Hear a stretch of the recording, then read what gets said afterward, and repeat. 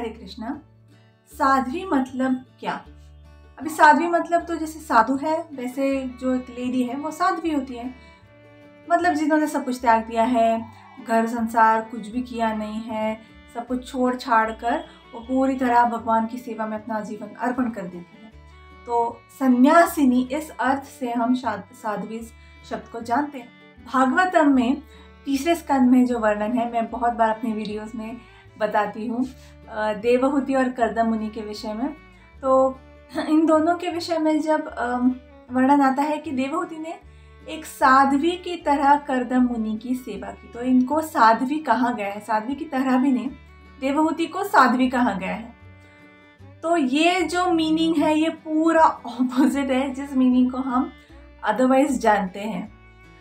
ये है वो महिला, एक ऐसी स्त्री जिसने अपने पति की सेवा में अपना जीवन पूरी तरह अर्पण कर दिया है।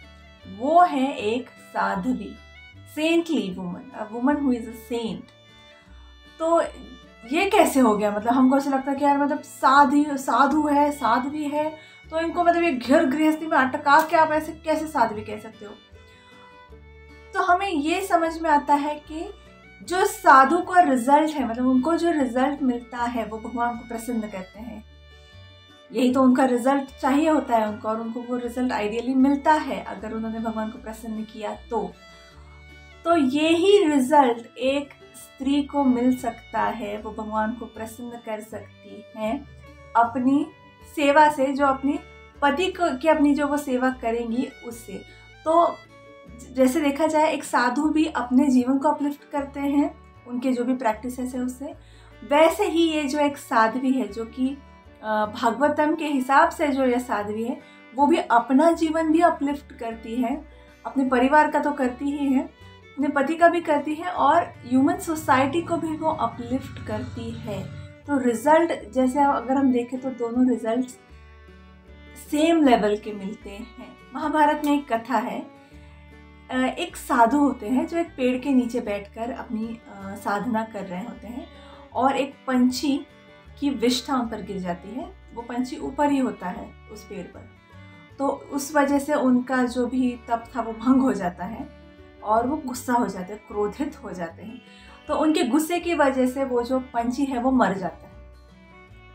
तो इनको तो ज़रा अचरज लगता है, क्योंकि ये इनकी एक शक्ति इनको नई उनको मालूम पड़ती है कि अरे हाँ, ये मेरी शक्ति है जिससे ये मर गया।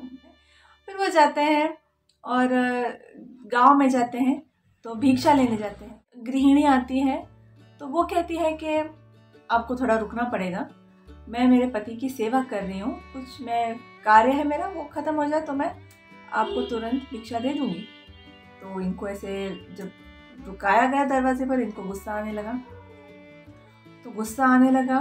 थोड़ी देर बाद वो गृहिणी आई, फिर वो गृहिणी ने कहा कि देखिए, मैं वो पंछी नहीं हूँ कि आपके क्रोध से मर जाऊंगी।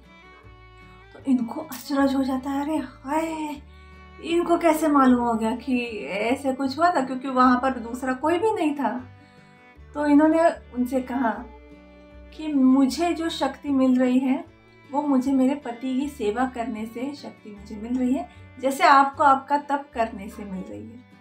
तो ये है एक साध्वी जिनको ये शक्ति मिली। इम्पोर्टेंट है कि ये साध्वी ने वो शक्ति मिलाने के लिए पति सेवा नहीं की थी, वो that was a side effect. उनको जो वो शक्ति मिल गई वो उनकी पति सेवा करने का साइड इफेक्ट था, और उनके लिए भी वो एक साइड इफेक्ट ही था, मतलब साइड की ही चीज़ थी। वो बहुत फ्लॉन्ट नहीं कर रही थी उस चीज़ को, वो फोकस कर रही थी अपने पति सेवा पर। तो इसी तरह अगर हम भी फोकस कर सकें तो हम आगे बढ़ते जाएंगे, भगवान को प्रसन्न करेंगे, और फिर हमारे लिए कुछ भी प्राप्त करना मुश्किल नहीं रहेगा। हरे कृष्ण।